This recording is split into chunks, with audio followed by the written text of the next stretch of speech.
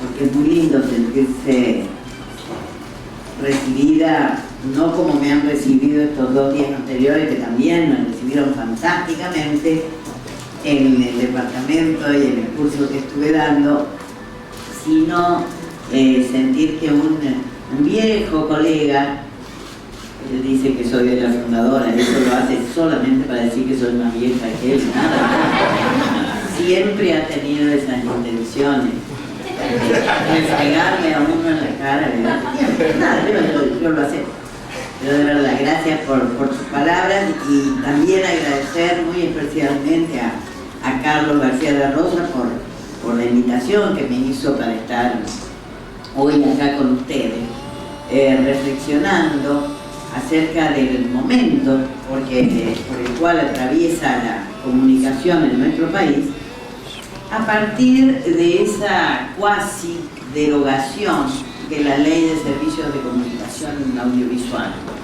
Esa ley, ustedes saben, la 26.522, que comúnmente se llamó Ley de Medios, un poco para simplificar las cosas, una ley que fue discutida a lo largo y ancho del país y aprobada en 2009 por una amplísima mayoría del Congreso Nacional. Cuando yo estaba organizando lo que compartiría con ustedes, recordé, y por eso el título de esta charla, recordé un viejo texto de un intelectual chileno, Manuel Garretón, un texto escrito en 1995, fíjense, un texto que ya tiene 20 años, ¿no es cierto? Y que al menos a mí me ha servido para pensar mucho y para actuar, en el sentido que dice Marcelino, ¿no? En esas intervenciones que hago junto a mi labor académica desde entonces, desde que conocí ese texto. En ese texto, Garretón define a la ciudadanía no desde sus dimensiones estrictamente jurídicas, es decir, a partir de los derechos y deberes que todos los habitantes de un país tenemos por pertenecer a ese país, a ese Estado, y porque hay unas leyes y una constitución que nos fijan derechos y deberes, sino que define la ciudadanía como la reivindicación y reconocimiento de derechos y deberes de un sujeto frente a un poder. Es decir, ya no solo frente al Estado, sino frente a los múltiples y diversos poderes que existen en nuestra sociedad, entre los cuales Garretón incluye a los medios masivos de comunicación. Y para explicitar el pensamiento de este autor, me voy a permitir leerles un párrafo que me parece particularmente ilustrativo. Él dice: ser ciudadano en el siglo XIX era tener propiedad y votar. En el siglo XX, es decir, cuando él escribió este texto, alfabetizarse es requisito de ciudadanía real, pero también lo es acceder a una vivienda o más adelante a la instrucción primaria. Ello vale para el ámbito de la comunicación masiva.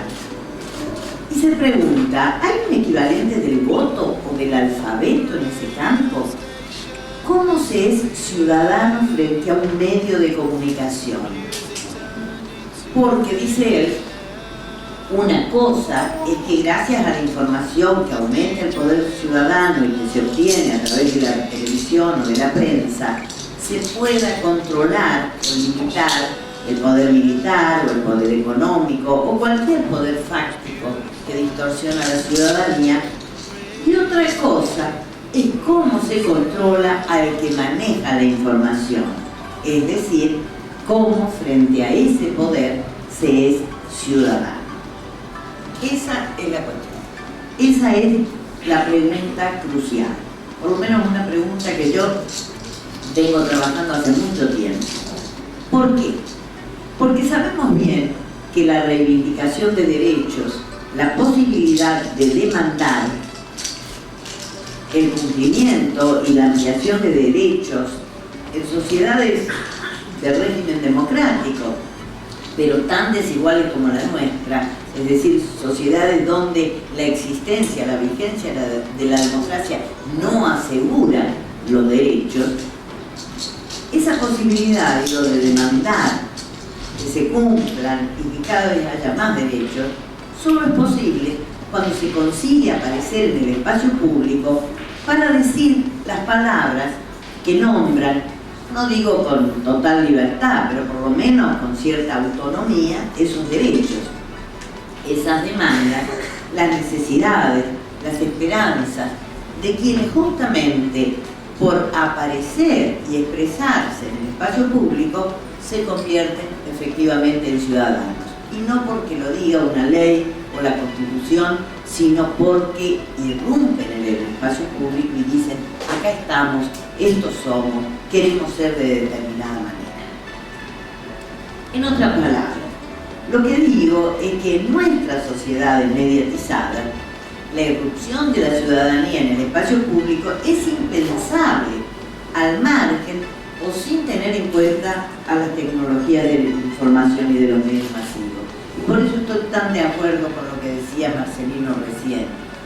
La comunicación, es cierto, es materia específica de una carrera o de una facultad, pero la comunicación es problema de todos, no solo de las ciencias sociales, sino de todos los que queremos realmente poder ser ciudadanos. Y en general, ¿qué ocurre? Ocurre que las voces que demandan y proponen desde situaciones de exclusión y desigualdad, pero también desde perspectivas innovadoras, de perspectivas de lucha, de emancipación, tienen que enfrentar condicionamientos y manipulaciones derivados de la lógica de los medios hegemónicos.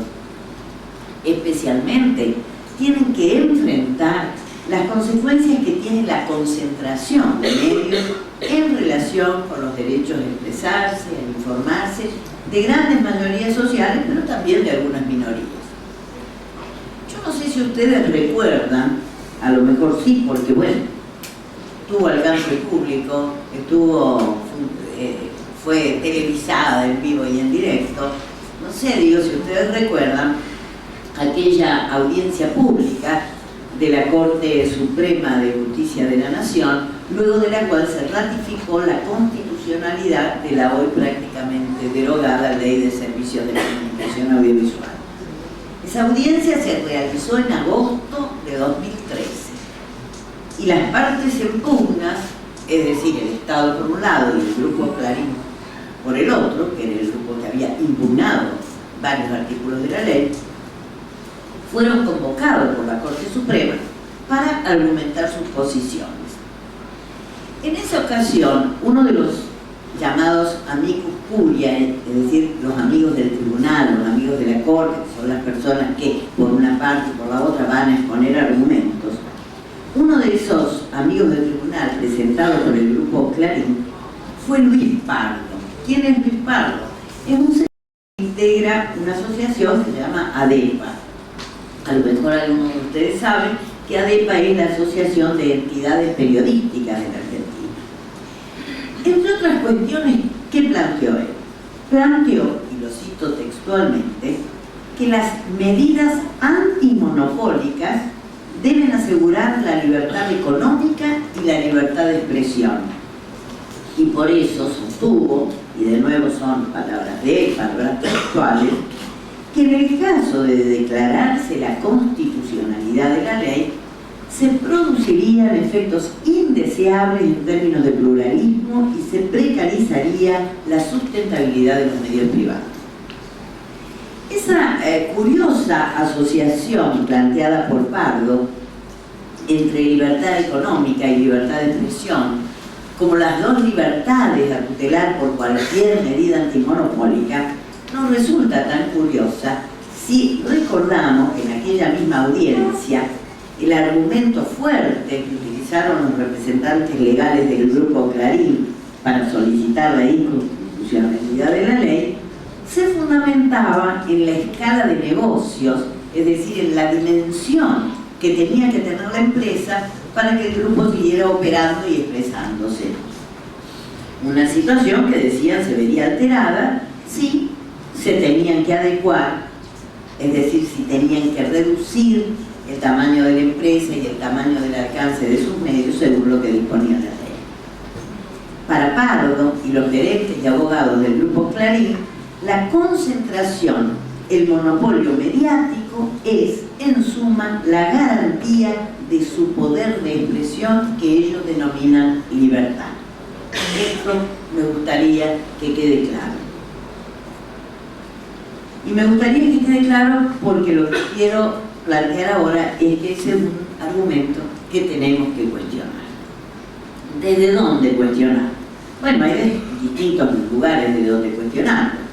En el campo de la comunicación, pero también desde el campo de la economía o desde el campo de la teoría política. Ese es un argumento que puede cuestionarse.